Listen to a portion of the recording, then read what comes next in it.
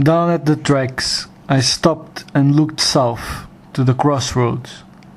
I stood still. There was a silhouette under the third bridge. It looked a man staring at the western wall intently, near nose to stone.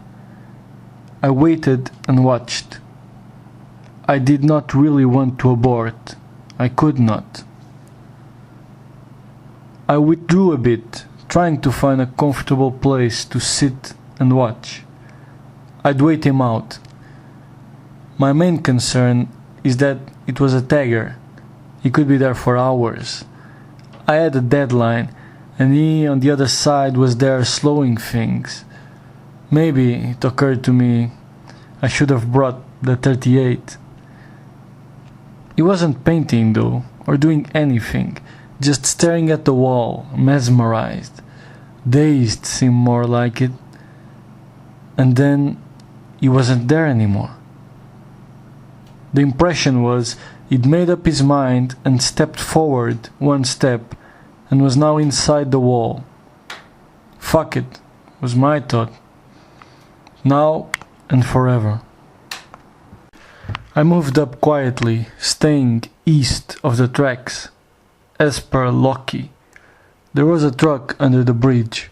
Its hood popped open, current oddly. Its tail less than half a yard from the track's westernmost rail. A chunk of fender and the rear bumper was on the track. A mirror's back on the passenger's side glinted light from elsewhere, not from down there. There is no easy way to drive down to that spot, but it could have been done by coming from very far south.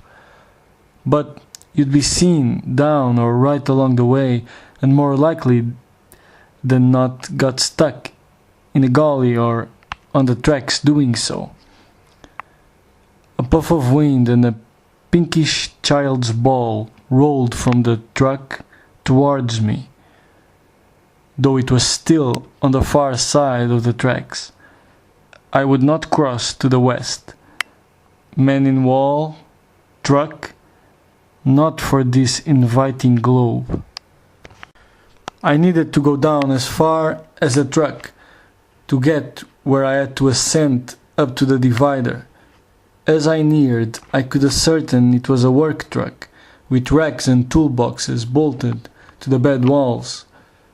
It may have been white, but down here all you could tell was that it wasn't black. All the tires seemed popped. I wasn't going nearer to it than needed. I felt very safe. Sure, if I stayed on my side of the two iron rifts, I'd be okay. I wondered if a train could get by the truck, or if one already had, and the bumper had been stripped off by a passing locomotive. Either were bad. It might attract white hats. I climbed up to the center divider, truck below me and to my back. Up there I found a hollow. It seemed safe in that I couldn't see anyone digging there in the future.